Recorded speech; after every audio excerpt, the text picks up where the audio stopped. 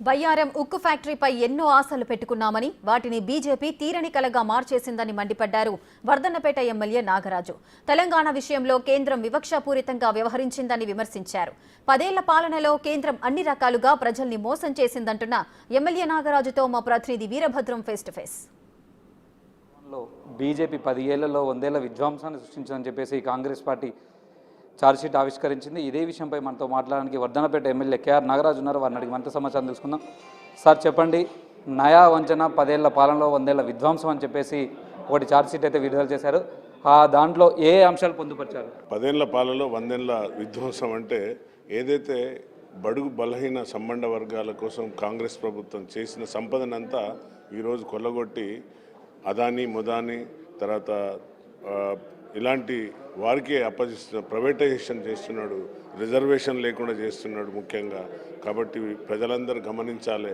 ఈ ఛార్జ్షీట్లో పొందుపరిచిన ముఖ్య అంశాలు ఏంటంటే ఏదైతే సంవత్సరానికి 20 లక్షల ఉద్యోగాలు ఇస్తా అన్నాడు, అలాగే జన్ధన్ ఖాతా ఓపెన్ చేయండి, మీకు 15 లక్షలు వేస్తాం ప్రతి అకౌంట్లో, గరీబ్ అకౌంట్లో నల్లధనాన్ని తెస్తా అన్నాడు.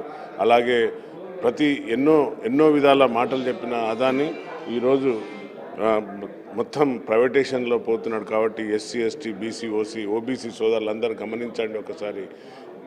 మన యొక్క రాజ్యాంగం ప్రమాదంలో ఉన్నది. కాబట్టి అందరూ కూడా ఎవరైతే రాజ్యాంగం కోసం ఉన్నారో వారందరూ ఓబీసీ ఎస్సీ ఎస్టీ మైనార్టీలారా గుర్తుంచుకోండి. ఇతను చేసే పాలన మతాలను కులాలను ప్రాంతాలను విడదీసి రాముణ్ణి ముందుకు తీసుకొచ్చి ఈ యొక్క పాలన సాగిస్తున్నారు. కాబట్టి ప్రజలందరూ గమనించి ఈ యొక్క బీజేపీ ప్రభుత్వాన్ని కూలదోలవలసిన మనపైన చాలా రాబోయే భావితరాలపైన మనకు తీసుకెళ్లాల్సిన బాధ్యత ఉన్నది. రాహుల్ గాంధీ మా నాయకుడు ఎక్కడైతే నఫరత్ కే బజార్ మే मोहब्बत के दुकान लगाएंगे, मोहब्बत आप प्यार करो हम और प्यार करेंगे, आप जितना प्यार करें तो हम जान देने के लिए तैयार है అని నినాదంతో వస్తున్నాడు.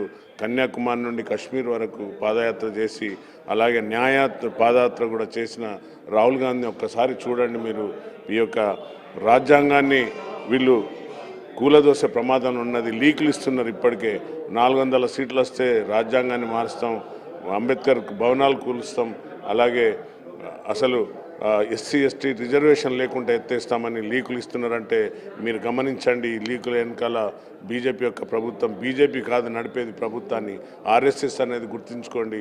కాబట్టి ఈ యొక్క ఛార్జ్షీట్ పొందపరిచిన చాలా అంశాలు ఉన్నాయి సోదరులారా. కాబట్టి ప్రతి ఒక్కరూ గమనించవలసిందిగా నేను కోరుతున్నాను.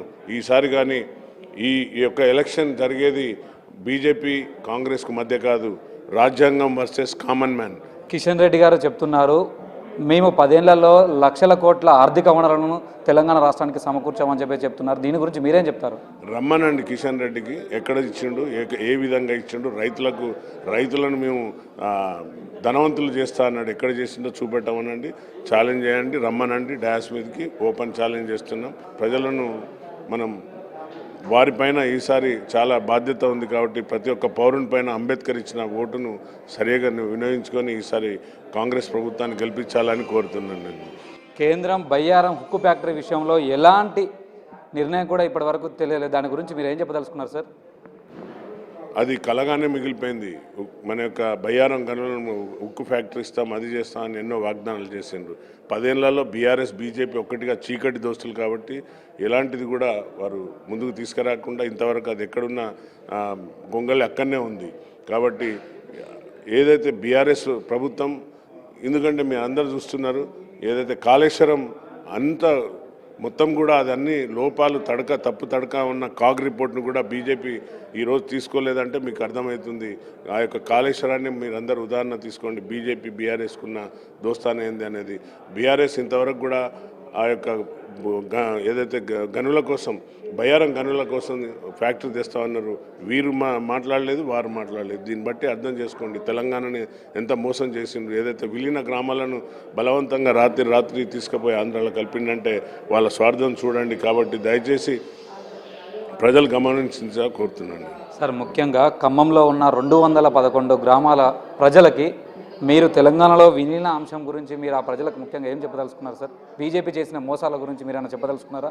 తప్పనిసరిగా ఈ యొక్క మోసాలను ఎండగట్టవలసిన పరిస్థితి ఉంది. ఎందుకంటే పాపం అక్కడ ఉన్నది ఎస్సీ ఎస్టీ మైనార్టీ బీసీ సోదరులు ఉన్నారు, చాలా ఎటు కాకుండా వాళ్ళు ఇబ్బంది పడుతున్నారు. ఏదైతే ప్రామిస్ చేసిండ్రో, వాగ్దానాలు చేసిందో అవి కూడా వాళ్ళకి ఫుల్ఫిల్ కాలే. కాబట్టి మరొకసారి ఈసారి కానీ కేంద్ర ప్రభుత్వం కాంగ్రెస్ వస్తే తప్పనిసరిగా ఆ యొక్క గ్రామాలను ఆదుకునే దిశగా కాంగ్రెస్ ప్రభుత్వం పోతుంది.